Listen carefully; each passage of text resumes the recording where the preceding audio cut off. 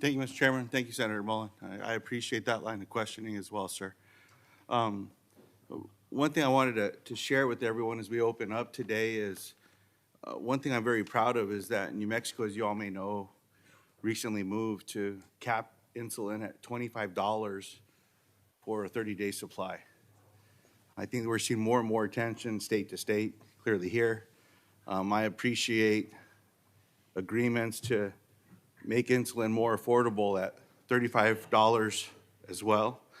And I'm hoping that we can find some common ground here to expand upon that. And, you know, especially when we talk about folks where this is make it or break it. And for me, that has new meaning. As some of you may know, I survived a stroke about a year ago. If folks don't get their insulin, it'd be like if I didn't have a neurologist or a neurosurgeon. It's a false choice to think you can live without. And there's too many families back home that have shared with me decisions they're making on trying to make that insulin last longer than it should, making decisions about what they're going to buy. And I join my colleagues in saying, whether it's this or in other areas, not in our country. That's just, I don't want to get in the way of innovation. I don't want to stifle research.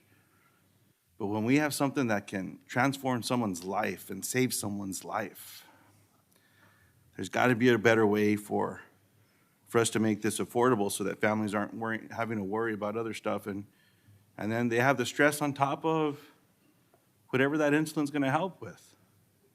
And I can tell you that stuff doesn't help. Because you could land up in the same situation that I was in. Now, while I'm proud of what we did in New Mexico, as you all know also that the policy left out public plans like ERISA and others.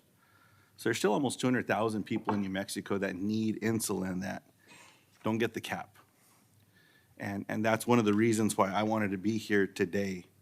And so, Mr. Joyner, what % of appeals for coverage are denied for the insulin prescribed and preferred by a patient's doctor? I do not have that stat, sir. Mr. Kautzner, do you have that information? We can pull that for you, Senator, and get it to you. I appreciate that, Doctor. Is it Ms. Cienfroco? Did I pronounce that correctly? Yes, thank you, Senator. Similarly, we can follow up with your office with the exact number.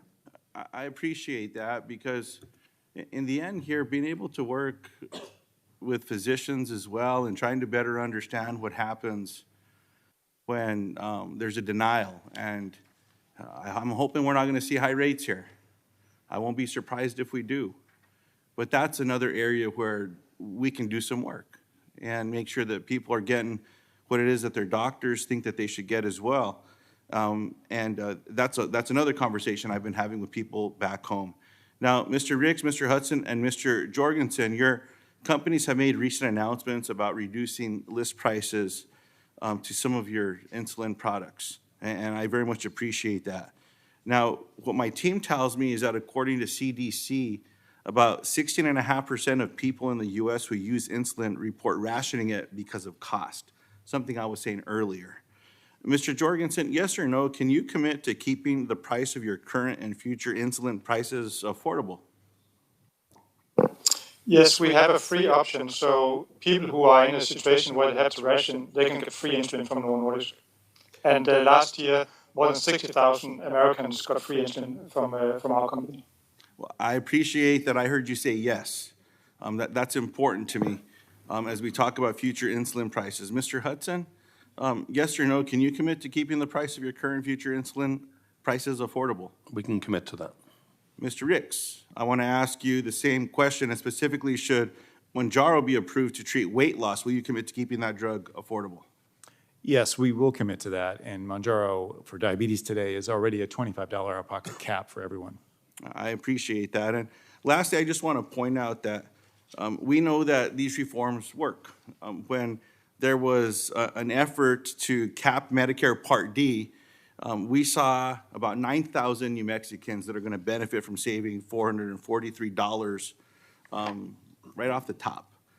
$35 cap here. I'm hoping because of actions that were taken and everyone involved that we can find a way to get there. But Congress is probably going to have to take some action here, and I'm hoping that Congress is willing to do so.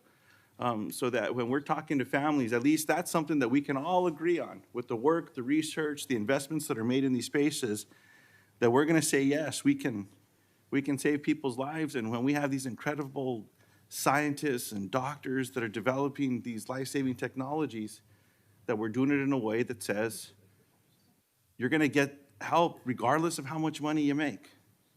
You're not going to have to worry about getting that insulin to stay alive. And so I'm certainly hopeful we can get there, Mr. Chairman. I just wanted to come in to just share a few of those stories that we heard from people back home as well. And again, understanding access to care. And like I said, this mattered to me a lot before this last year. But there's been a bit of a revelation to me that when you get sick, when you need help, when you need prescriptions, they should be there for you. Otherwise, you might not get another day to fight for other people. And someone decided that I was going to get another day. So I'm going to be here, I'm going to smile, and I'm going to be nice, but I know how to fight too. And I'm certainly hopeful that we can find a way to get this done together. Thank you, Mr. Chairman. Thank you, Senator.